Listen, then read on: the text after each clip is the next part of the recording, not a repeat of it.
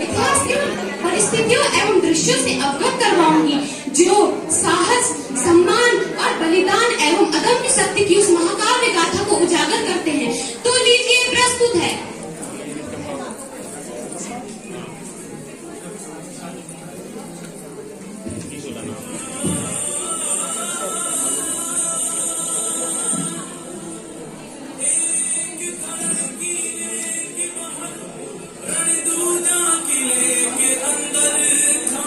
एक तरफ तलवार लड़ी, एक तरफ हाथ में कंगन का, एक तरफ अभिमान लड़ा, एक तरफ लड़ी थी रजपूती, एक तरफ महाकाल खड़े, एक तरफ खड़ी थी मां शक्ति।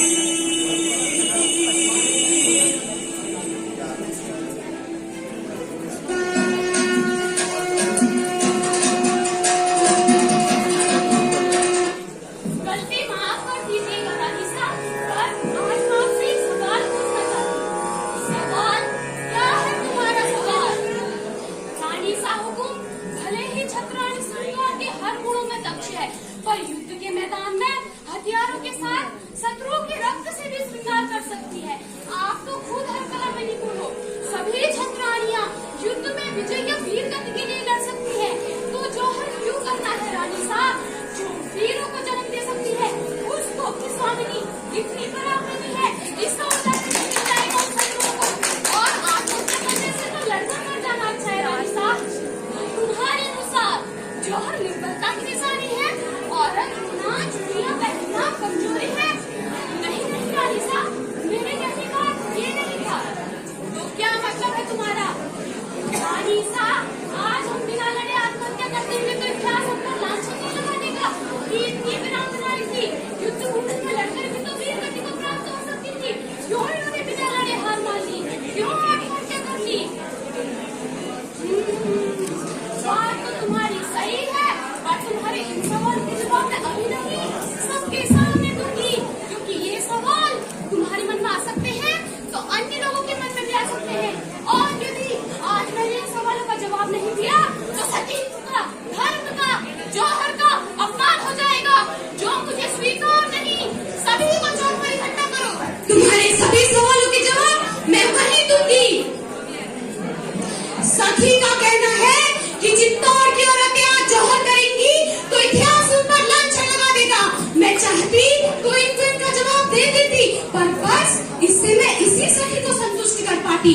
परंतु जौहर की ज्वाला की महानता, त्याग और बलिदान का सभी को पता होना चाहिए।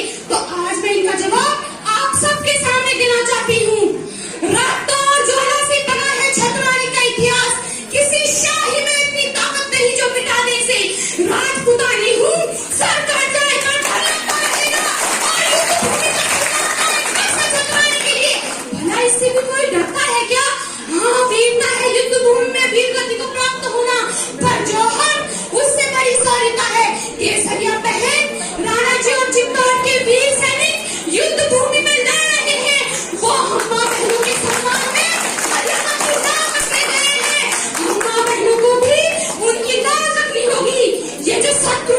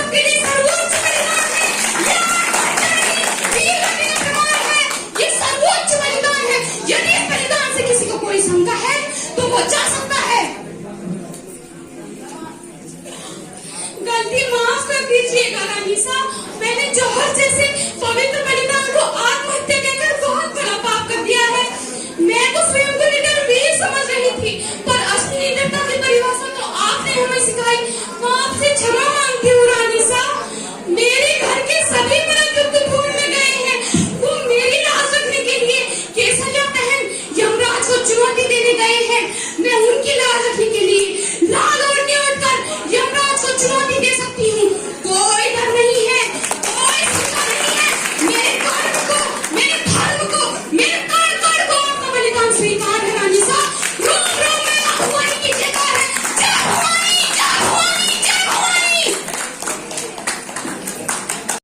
कोई पाप नहीं किया है तुमने, तुम्हारी वजह से ही तो मैं जौहर का सच्चा इन सभी को बता पाई। माँ बहनों के सम्मान में क्षत्रिय युद्ध पर लड़ रहे हैं और क्षत्राणियां जौहर की ज्वाला पीने को निकलेंगी। ये गौरव की गाथा हवाओं के साथ बहती हुई चारों दिशाओं में फैलेगी और रामायण महाभारत की तरह अमर रहेगी। रानी साहब हुकुम वीर गति को है चित्तौड़ की ग्रामीणों और वीरता को वीरता में परिवर्तित करने का समय आ गया है। जब खुलेंगे द्वार चित्तौड़ दूंगी, क्यों मचलने घबराएगा? मेरा हाथ क्षत्रियों की साथी वारों से टकराएगा। अलाउद्दीन तो पद्मावती को क्या पद्मावती की रात तक नहीं मिलेगी। 16,000 क्षत्रियों की रात की ज्वाला करने को लेकर उसकी आत्मा कांप जाएगी। राजपूती कंगन में उतनी ही ताकत है जितनी राजपूती तलवार है। अनजान है कितनी किसने गिरा सूर्यवंश से सिरमौर है। स्वाभिमान झुकाना किसका वो धन्य मन चित्तौड़ है।